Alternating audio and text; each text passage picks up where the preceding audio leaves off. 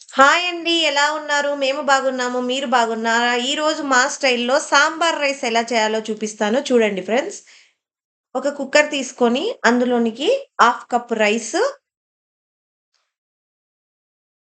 పావు కప్పు కందిపప్పు, పావు కప్పు పెసరపప్పు,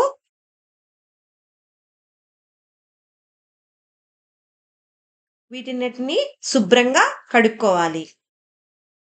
ఈ విధంగా వాష్ చేసుకున్న తర్వాత 1కి 5 వాటర్ వేసుకోవాలండి. చూడండి ఈ విధంగా వాష్ చేసుకోవాలి. ఆ తర్వాత ఒక ఉల్లిపాయ, ఒక పెద్ద సైజు ఉల్లిపాయ, తర్వాత ఒక 2, 3 క్యారెట్స్,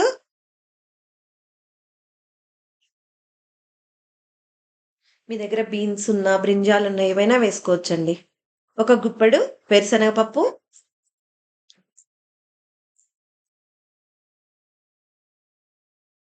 బ్రింజాలు, ముల్లంగి ఏదున్నా వేసుకోవచ్చు. నా దగ్గర బఠానీ ఉంది వేశాను.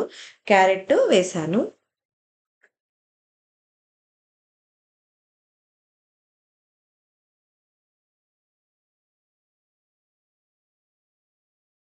అలాగే టమాటోస్ మీడియం సైజు ఒక 3 టమాటోస్ పడతాయండి. తర్వాత 1కి 5 మనము వాటరు వేసుకోవాలి.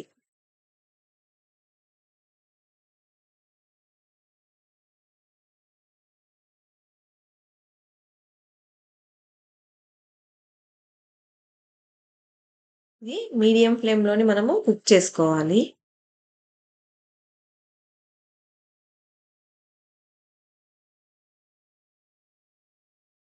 ఈ విధంగా వాటర్ వేసుకున్న తర్వాత కాస్త పసుపు యాడ్ చేయాలి.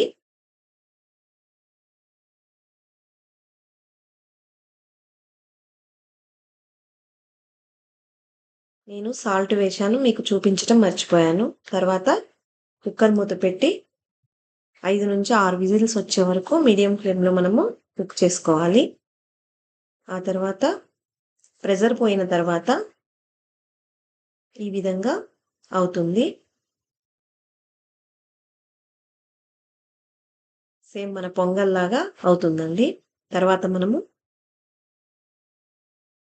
ఇందులోకి సాంబార్ పౌడర్, లేదు మాకు ఇంకా కొంచెం స్పైసీ కావాలంటే చిల్లీ పౌడర్ కూడా యాడ్ చేసుకోవచ్చు. మా ఇంట్లో స్పైసీ కావాలంటారు. అందుకోసం నేను చిల్లీ పౌడర్ కూడా యాడ్ చేశాను. సాల్టు ముందు నేను కాస్త వేశాను. ఇప్పుడు రుచికి సరిపడా సాల్ట్ వేశాను. తర్వాత ఒక కడాయి తీసుకొని అందులోనికి తగినంత ఆయిల్ వేసుకొని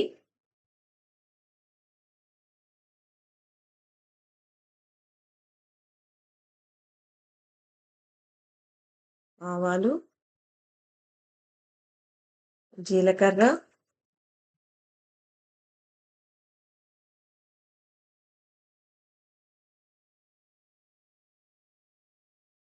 జీడిపప్పు, కరివేపాకు,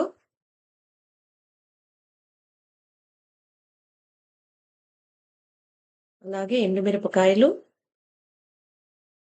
ఇవన్నీ మంచిగా ఫ్రై చేసుకొని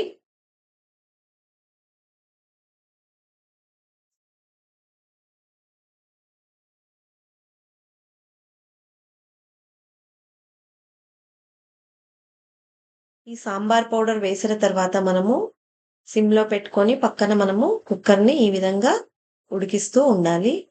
దాంట్లోనికి మనము ఇప్పుడు ఈ తిరువాతనంతా వెయ్యాలి. లాస్ట్‌లో కాస్త నెయ్యి చేసుకొని